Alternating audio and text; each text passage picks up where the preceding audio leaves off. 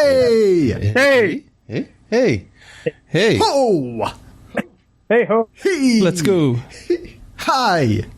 Welcome Are you gonna do the intro, Martin? Sorry, I pulled the Jimmy right here. Welcome to Bodega Nights, featuring Joao, Norm, and Martin. Thank you, Jimmy. Thank you. South Park reference. South Park reference. I love that show. It's amazing. Speaking about love, congratulations, Norm. Congratulations, Norm. Smooth segue. Thanks, We'll guys. keep it vague. Looking forward to it. Amen. So, How's yeah, that? like, Oh, go ahead. Joao, Martin. are you there? What? Sorry, Huh? you kind of faded. What? Oh no! Joao? That's. Hello. Uh-oh. Okay, there you are. We were scared you were lost. Your volume is kind of low. Okay. I can adjust that, I think. All right. You guys can talk while I adjust my volume, I guess. So, Martin. Norm, what is your plan for this new situation you are in? There is no plan, Martin. It just kind of happened. Woo! I like the sound of that. No plans better than with plans that will fail. The planning part is just supposed to start, so you can really plan before it happens. Exactly. That is good. That is Right? smart. Actually, yes. Huh. I just wanted to do it to get ahead of the curve. But will the curve be flattened? Wait. Wait, are we Wrong. okay talking about this, Norm, or nah? I'm good. All right, man. So, Norm is getting married at some point in the presumably near future. Yeah, eventually. And what's the plan? That's a pretty dumb question, right? Is this Plans to get gonna be one of married. them? Yeah, I mean, is this supposed to be one of them long engagements, or are you planning to get it over with like tearing off Band-Aid as quickly as possible? Yes. Quick Vegas wedding or something like that. Well, there are the makings of a plan in my mind. At this point, I think it's best to put it together with the fiance. Yes, exactly. Right. the F word. F word, Norm. Fiance. Oh, Then Rhymes with is it going to be one of those things where you guys wait for this COVID thing to blow over, or are you doing this to Zoom. Keep it small? Something. Because if it were me, dude, I'd like to have COVID as the excuse for not inviting too many people to the wedding. You know. That is a good budgetary excuse. Yeah. But, oh my God. Oh my God. I gotta pump the question now to avoid spending too much.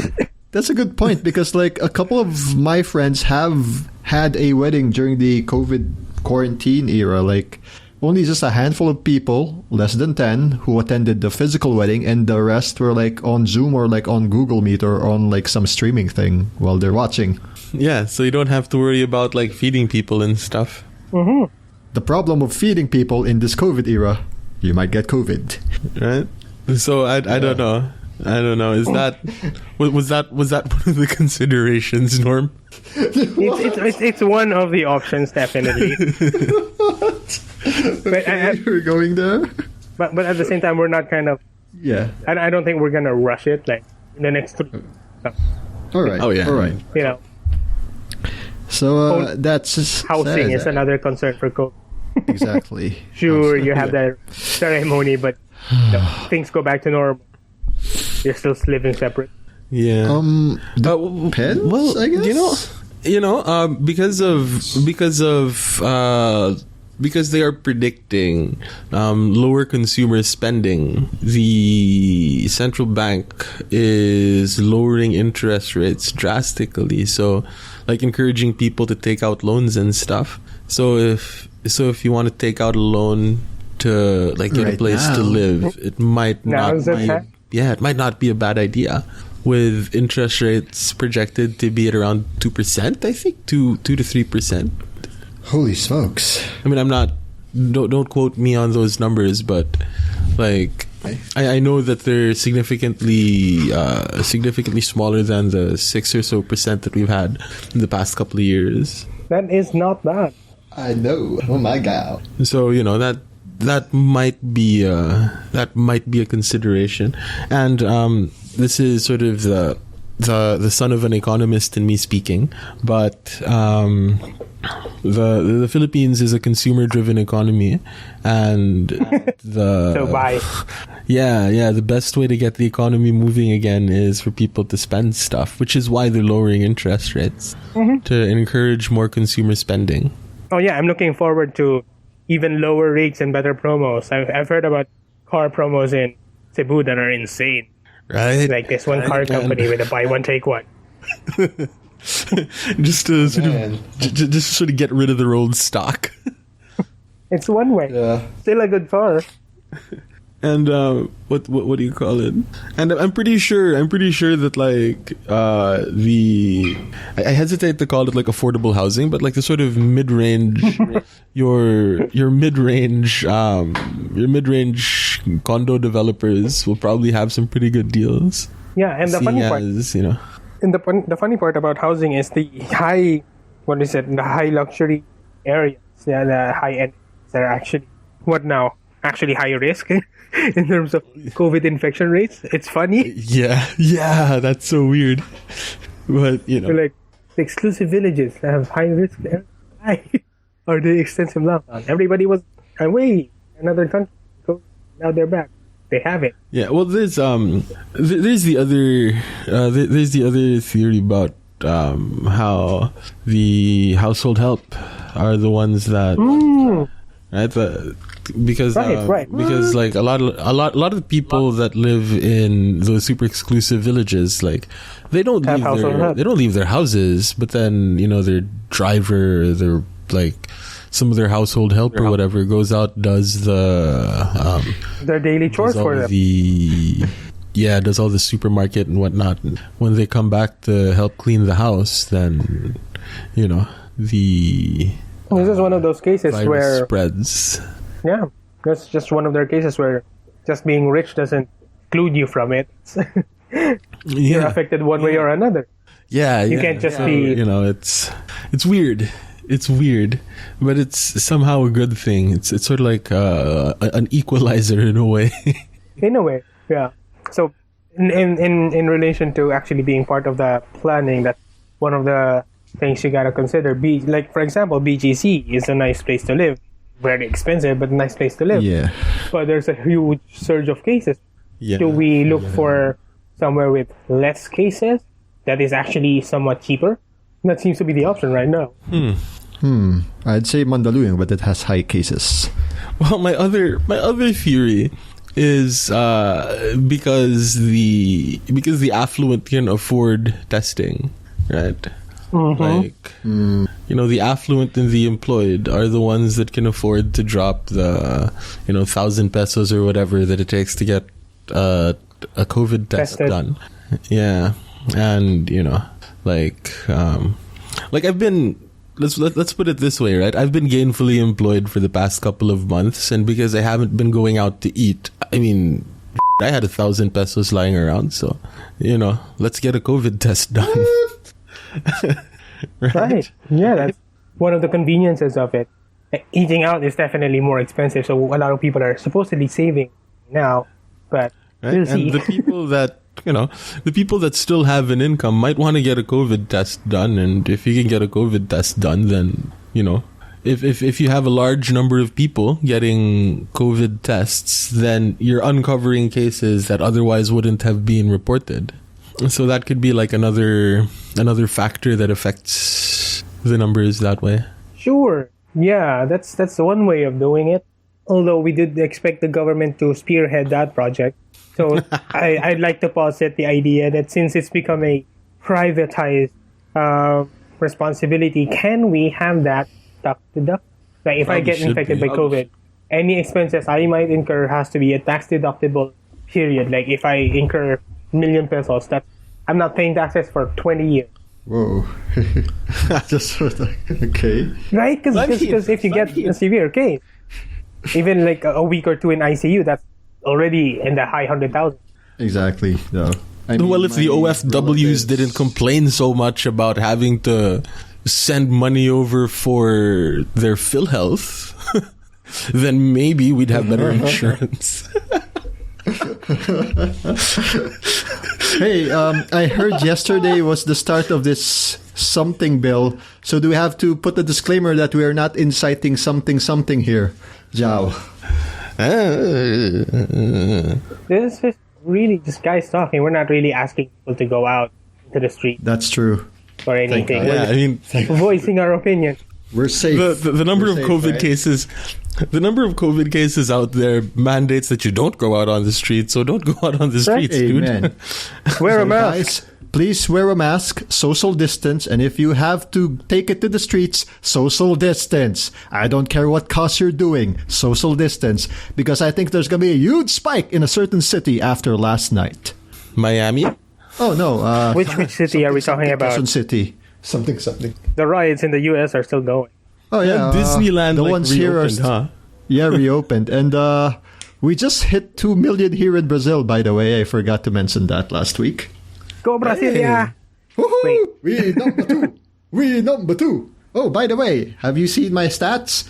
On What's our that? per 36 minutes, we are ranked number 1. Per our rank of per 1 million people, we are ranked at number 1. In Southeast Asia? No, in the world, man. Brazil. So What? suck it, Arizona, million. and suck it. We're doing Georgia? better than the state in terms of case positivity. Wait, what? Yep. What? Sorry. So suck it, Arizona and Florida. My district, the federal district, is top 1 in worst coronavirus outbreaks in the world per million people between July 1 and July 8. We're doing Brazil, right? This is Brazil. Yeah, this is Brazil. This is Yeah, Brazil. Brazil. So basically, we also have the current cases of positive a few hundred more compared to the Philippines right now. And that's just one country and one city. Man, you know, the depressing. Philippines' response to the coronavirus has been a complete show. Like, I'm not going to say that it was good by any stretch of the imagination, but it wasn't terrible. Yep. Like, Oh yeah, I mean, you know, I can tell you what's worse. in the great Philippine tradition, the Philippines has been amazingly mediocre. You know, like Yeah. Like as a we don't- policy or... No, I mean, like as a ever people, since everyone else, everyone. Yeah, like if we rank the Philippines in almost every like global ranking of anything, with the exception of traffic in Metro Manila, the Philippines is mediocre. You know, we aren't the richest country, we aren't the poorest country. Like, you know, we aren't as free as some of the freest democracies, but you know, we aren't like Turkmenistan Still a democracy. or whatever. Yeah, Or you know, Uzbekistan, yeah. Or so something it's one of those things, right? We are in the middle. mediocre, right? So And basically, our- we're like Scott evil, Joao. We're not evil. We're just semi-evil. We're the Diet Coke of evil. Just a bit of evil, but not too much evil. Yeah, everything. In terms of everything, that's how we've been, and that's how we will be. You know, I mean, No, I don't like, know. I mean, we have hope for mediocre. change in the future, okay. provided there isn't as much historical revisionism going on Yeah. after. I don't know, man. History is a weird thing. It was when somebody on one of those, well, somebody asked, like, what do you think of the whole Duterte versus ABS-CBN thing? My answer is quite simple. They all suck, you know? Like, would sweeping under the rug the quote-unquote oligarchs that our president seems to be so mad at, would sweeping that under the rug be doing right by history? I don't think so, because ABS-CBN, let's put it this way, has been responsible, I think, for the dumbing down of Philippine media in the past, however long they've been alive. And whoever thinks otherwise is, well, probably a fan of bad media, you know? Like, let's remember that Star Cinema is the reason that indie films can't exactly get a good deal when it comes to wide releases of their movies, right? So we have those idiots, and then we have our government, right? Also, like, terrible.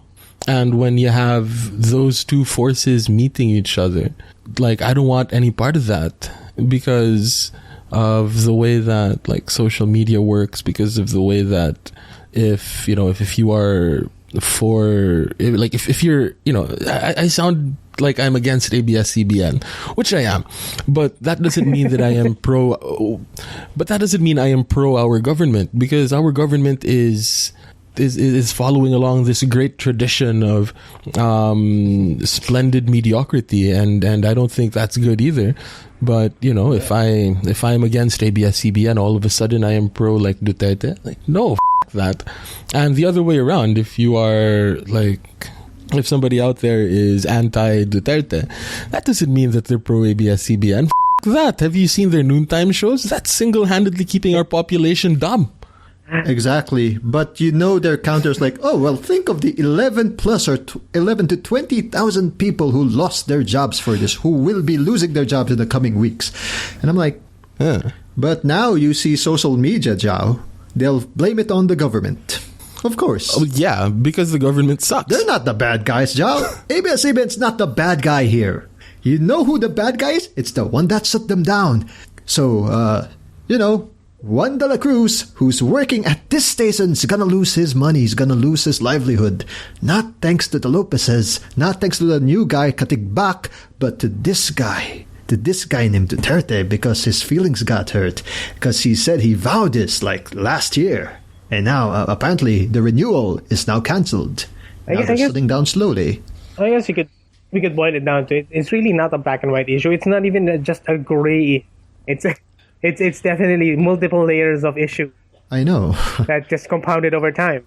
Like, remember, guys, there are people in that station that we know are currently working there and are currently going to lose their jobs eventually. So that kind of sucks for them, for our friends.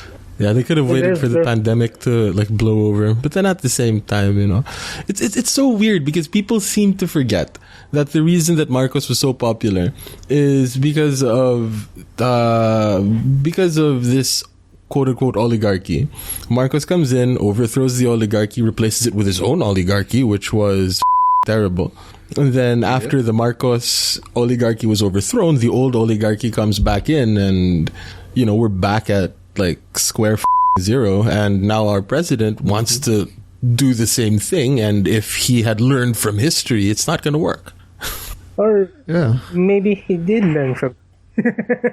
That's why he's trying to make it sound good. So say, oh, we didn't take out a media company, we threw out an oligarchy. It's a bad thing. Yay! Okay. But at the end of the day, the Filipinos are still the ones that are no matter who wins this. Exactly. Oh, yeah. I mean, I know some of my relatives, even though, certain shows dumb down the people in ABS-CBN, are going to lose their daily news thing because, of course, what other channels do they have? ANC. They also have, oh my God, the sports channel is going to close down, if you know. SNA, it's gone. So it's funny.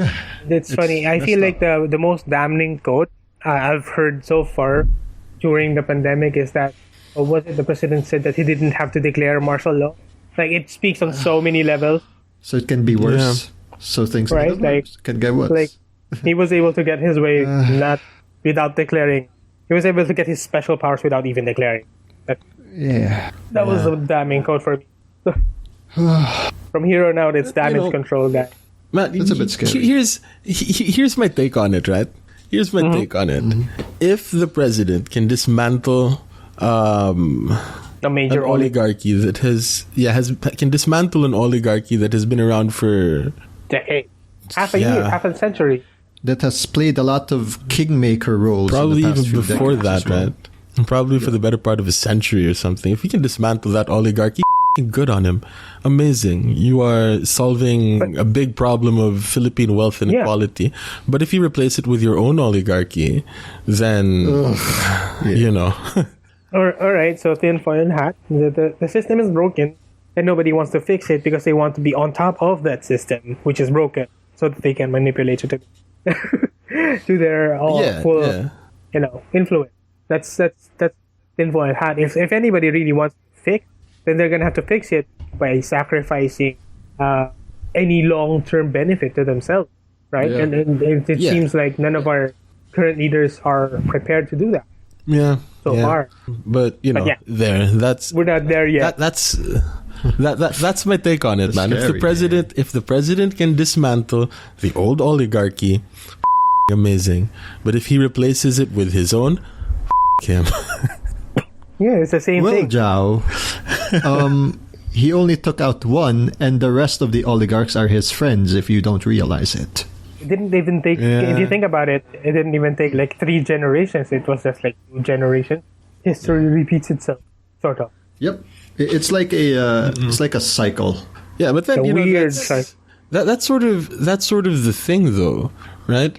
Like, history has repeated itself in the sense that we have like a strongman leader, but then the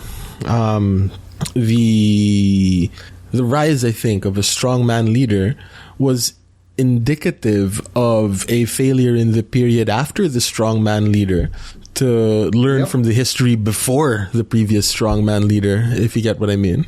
Yeah, exactly the problem that we're facing right now. Well, before I speak, my views only reflect my views and not anything I'm associated with here or in a job. Oh man, that speaks for all of us, man. Yes, man. Just being sure because you know where I work. Okay. These are personal opinions. Yeah, these are personal opinions. I'm like thinking political economist hat on. No, wait, screw that. I don't give a because what's going on right now is basically what we were studying before, but in reverse. This is a notion that we're studying a failed state. That while we are trying to make a very strong central government right now in a situation of crisis, which is the COVID pandemic, this strong centralized government, as much as power as the executive has right now in his hands, in the judiciary, in the legislative, also, of course, in the executive, while he has control, the outputs of his inputs kind of suck balls right now in terms of the response. There is no. To this day, we still don't have a solid plan for dealing with the pandemic, and it's already been, 4 months? No, since like the I said, the response doesn't have to be a concrete response. Response could be 1, a certain bill, 2, that shutdown, 3, something else, or the quarantine. Like, I mean, the results will suck, but that's the output. So, as strong as your central government is, in theory, it should have made a good result, but so far, so good, it's not. It's not doing it. That's why, like I said, it's a very interesting time since 2016 to become a political economy student, to become a political science student, hell, to be an economics student. Because my God, starting 2016 up to 2022, it's a very interesting administration to study after it. Because during it, this is a big anomaly. It's like you found a new species of a dinosaur or a new strain of virus that you don't know what to... Oops, too soon about the virus? Yeah, too soon. But you know what I mean. I like how we started with the engagement announcement and we ended with the failure of inaction of leadership in the Philippines. So example, like you try as a entity to say you're winning a fight that you're clearly not winning. They never won any fights that they declared that they were fighting. That's like something I don't think they ever declared that they won a fight. There is no end to the war on drugs. We stopped even reporting on the war on drugs because there is no end, and they stopped reporting on bad idea their to wins begin for. with. And then that's very bad. And then we have what was the next one? The war on COVID, which there was no plan for the war on COVID. It's just send out military police out there with face masks on and shoot the virus.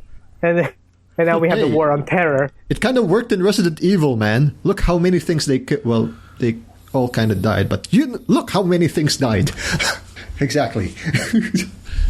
I forgot who it was. On that video game.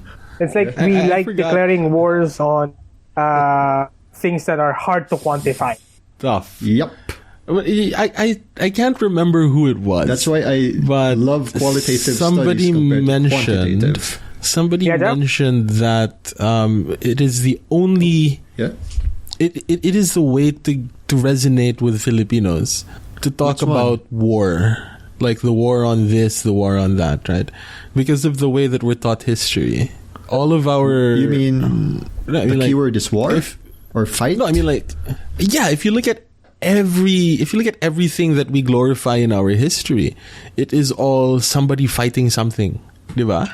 It's always like, and we fought the Spanish. And we fought the Americans. Pacquiao fighting and the we fought the boxers. Japanese. And Pacquiao fights South American boxers. Our identity has always been, at least like in basic ed history, has always been framed as we are the people that fought against something and won, right? Mm-hmm. I'm not sure if we're going to win here. Our quote-unquote first national hero, Lapu-Lapu, that killed Magellan. Lapu-Lapu, man. And not Humabon. and not Humabon that made peace with Magellan. Exactly. We remember more of Lapu-Lapu, not because of the fish, but because he kind of killed the Spaniard. Right? So man. Portuguese, Portugal. Yeah, he was Portuguese. And so if we look at the psyche of the Filipino, and again, these aren't my words, right? This might be a problem of the way we teach history, that it always has to be framed as, if I may use the Ateneo term, one big fight. And that could explain, the usage of war. The fighting as our sort of response to every problem that we have, because of the way that we have been framed in history.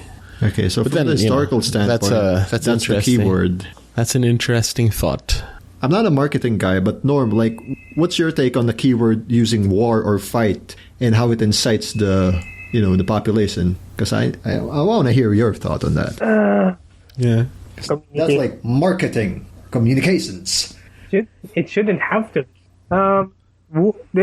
The funny thing about it is it does connote the militarization of things, which is weird, because why does everything have to be a war? And I know this is where Joao and Martin are coming from. It's just we're wondering, I know we're trying to get past COVID, but we don't have to name it a war because it's just that it just feels one-sided, Yeah, I mean, COVID just kind of happened. Nobody declared war on poverty, exactly. Right?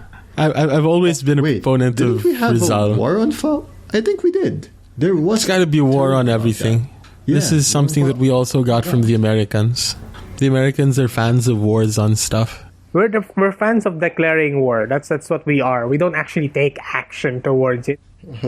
Well, we actually kind of do, because we do have soldiers on the streets. Yeah, literal. Right, like, and that's I think that's the fault of leadership. Like, somebody is trying to sound smart, and we're declaring war on blah blah blah. And the cabinet doesn't really see it as. I think I mentioned this in our last Bodega Nights.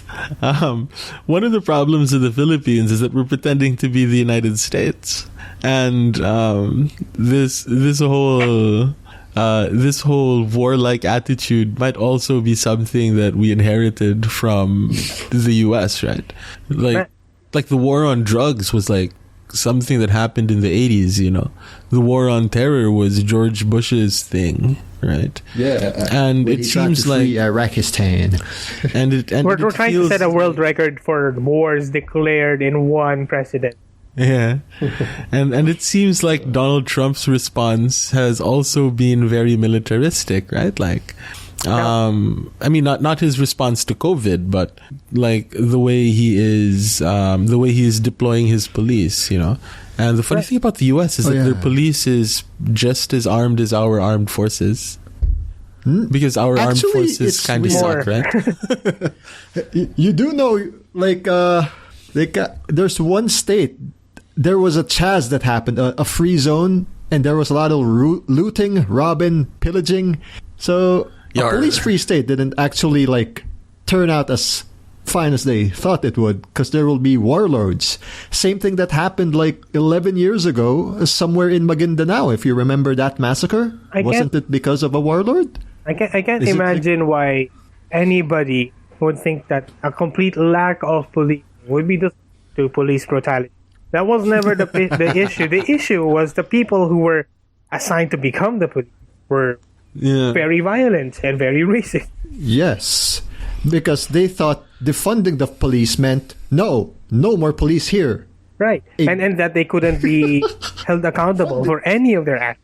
Weird why you can't sue any of the cops for a country that likes suing things. Actually, that's weird. Yeah, it should be sued. So yeah, it's a messed up thing. And speaking of the West, I've been seeing a lot of posts from a certain former American Air Force guy that we met, me and John. Really? While there's still a BLM going, there's still issues like the NBA trying to return in the Orlando bubble, even though some of their rosters have now tested positive for COVID. Eek. So aside from that, there's also this Pedogate scandal thing. So what? Epstein was apparently just the tip of the iceberg. This, the whole pedophilia running rampant, not only about Hollywood, but also about the rich and the elite of the Americans. Right. But that's an episode that we want to tackle in the future because, man, this is just messed up. I thought I heard you say Speedogate. Yeah, they said Pedogate, pedo party. Instead of pedo party, you make it Pedogate. Yeah, that deserves an entire episode and a half. Yeah, not here. But let's just say America ain't that free and glorious right now as well. Not just because of the whole, protests and rally, which are still happening right now, but ain't getting media mileage because nothing violent's happening anymore. So I'm sorry, American media. Speaking of media, that's the problem with social media, and what's the problem with our 24-hour news cycle? No, it's the problem with social media. Everybody sort of is conditioned to get everything quickly, and as such, results have to be as quick and as drastic as for justice, as a social media, as a wave of social media posts, which is they want to be tough. Having it act as fast as their hashtags, but the system doesn't go that fast. If you try to paraphrase something about what Commissioner Gordon said to Batman, the justice system, you have to work within the system, as crooked as it seems. You have to show the bad guys that what we're doing is right. This is the right system, as broken as it is. It sucks to say that, but would you rather take it at your own hands like a vigilante and, you'll be running against the law as well. So what better are you than the criminal you just shot or killed or beaten up? Right, this is something that I'm about to say that's Oh, okay. Go. Well, here's what I'm going to say. That's going to hopefully appease the government, and the anti-terror bill, right? Right. Okay. As as things are, taking to the streets and overthrowing a government probably isn't the best course of action.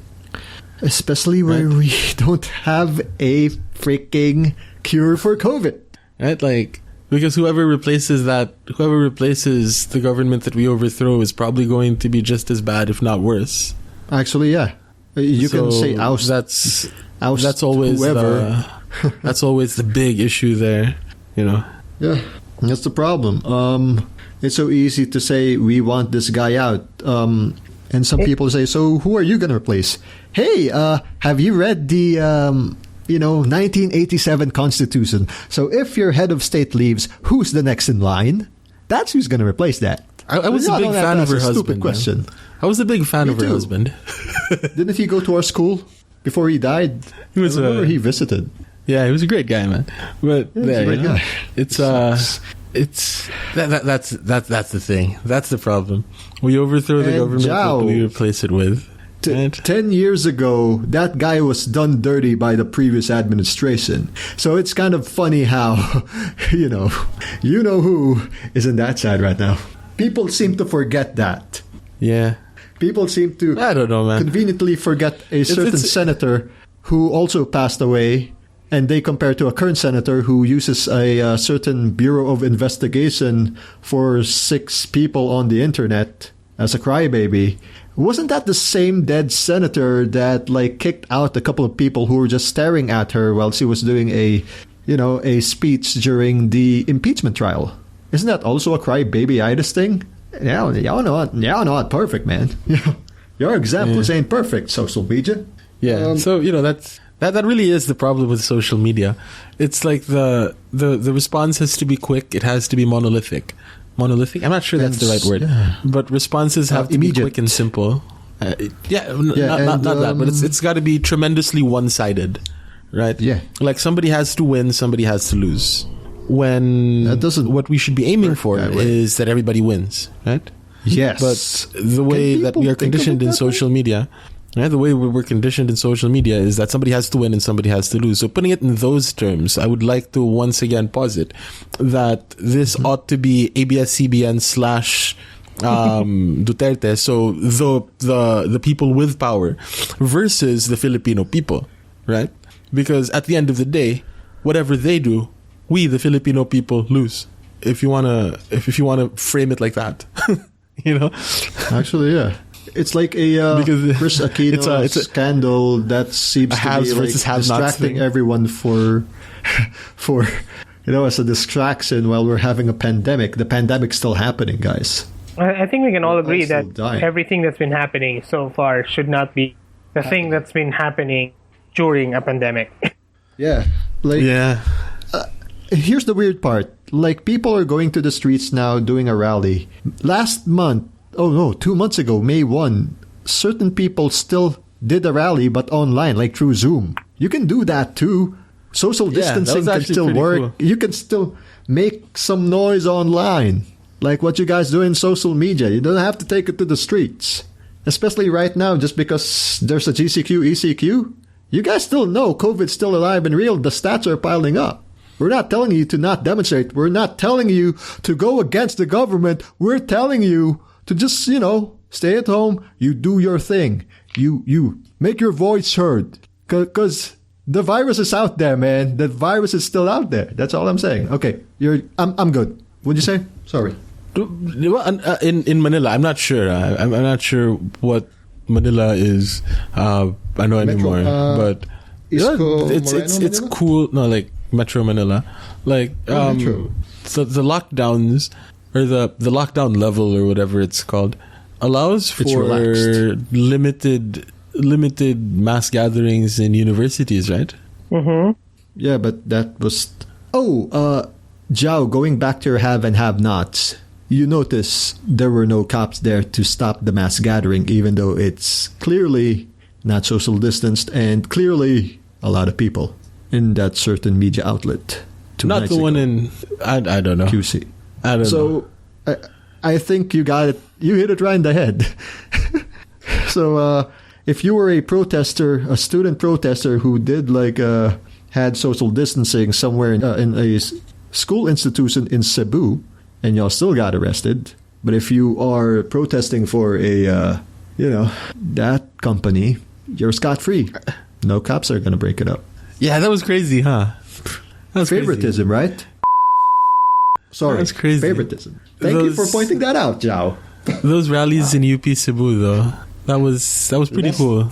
I found it pretty cool that people took to the streets, and it kind of sucked that people were arrested. But then it was pretty cool that the people that were arrested were ordered to be released by a court.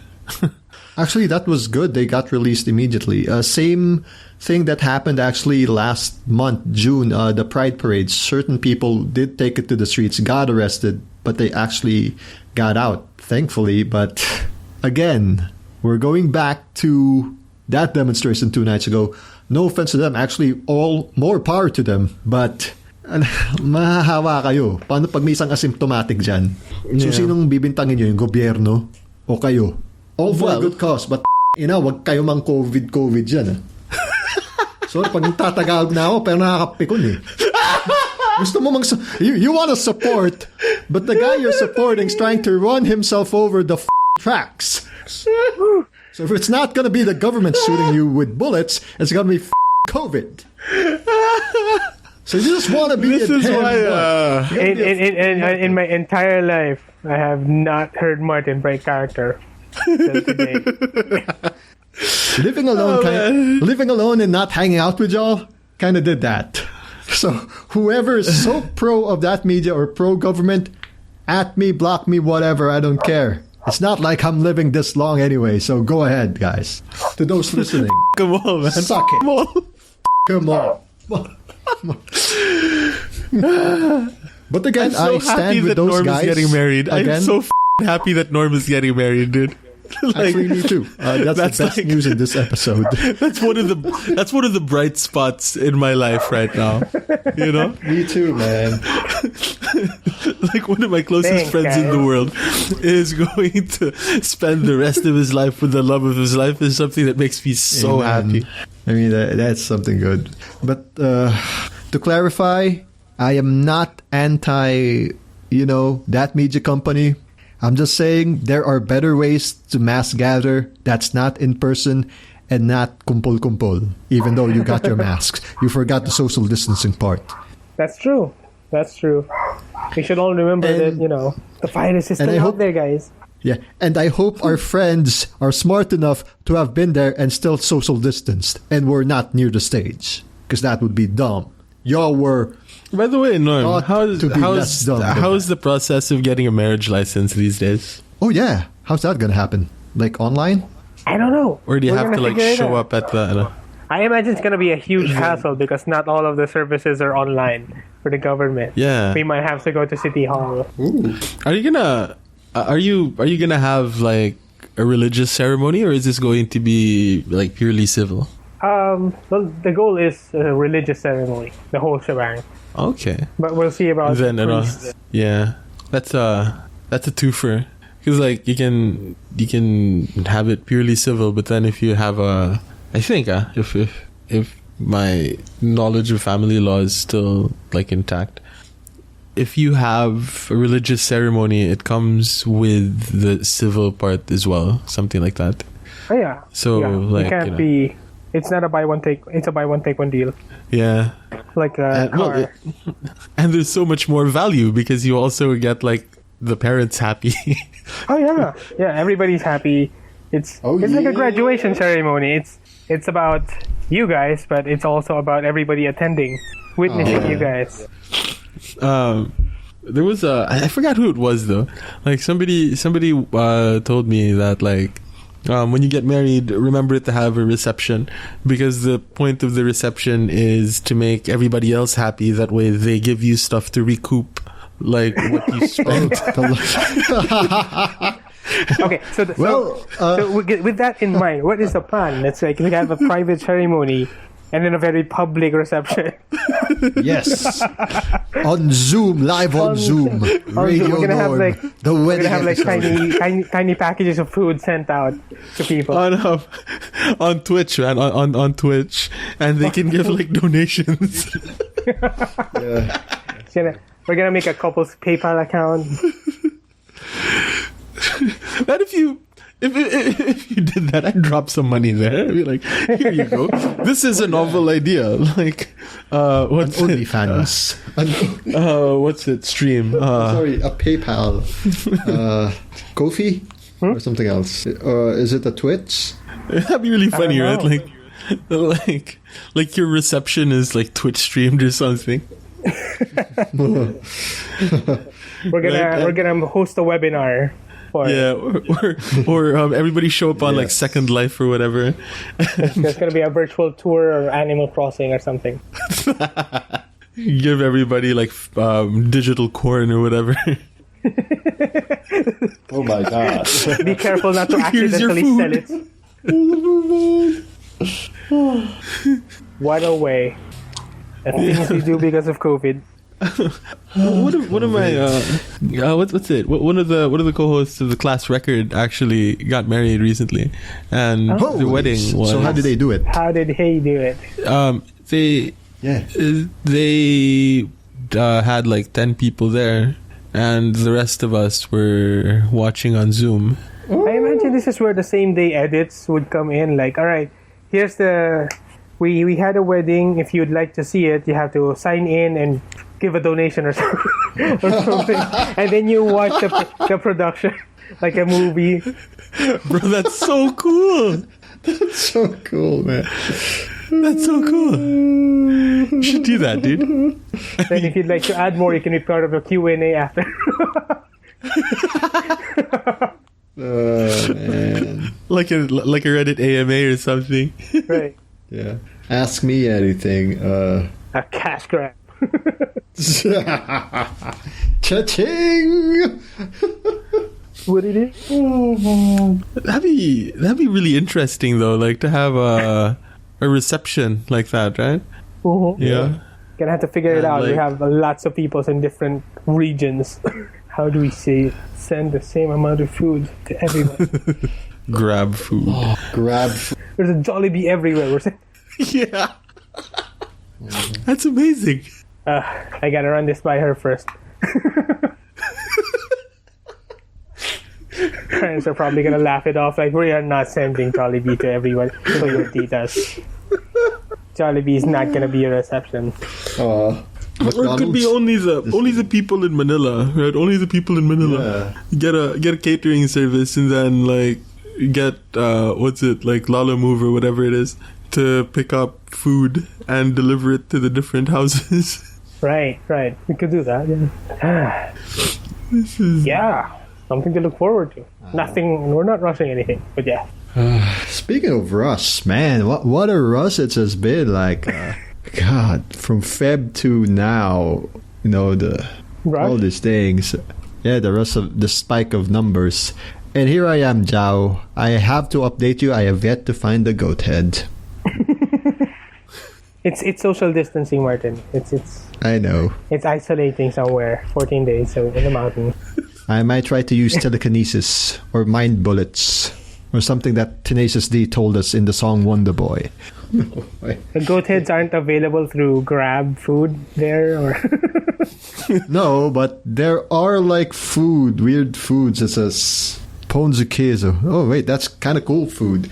Martin, talking about Brazilian food, have you tried a feijoada? Feijoada. What's that mean?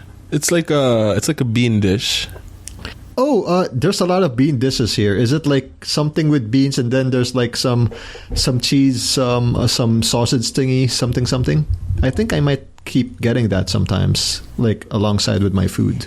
I'm not a bean guy, but it's okay, I guess. Yeah, like beans, sausage, and there's like rice, I think, there on the side. Yeah, like very, very small rice, like grainy rice, not like the grain rice that we have, like granulated rice, like powdery. And I'm not sure. That's why I haven't tried a feijoada, and I was wondering if you did because it looks really good. If ever I have, I usually pass on the bean dishes because it doesn't register well with my stomach. Okay. But yeah, so right now we're recording this. It's Sunday morning in Manila. So to feel like it's morning here, I ordered some pancakes for dinner and eggs and bacon. Did it arrive? Oh yeah, it arrived like 3 hours ago. I ate it already. I thought you just ordered it now and that we're waiting for your pancakes. Apparently. No, I ate my pancakes. I had a very early breakfast for tomorrow. But actually, speaking of breakfast, I have to head out soon and prepare. So, guys, thank you for listening to Bodega Nights. If you still want to subscribe, we are on Spotify.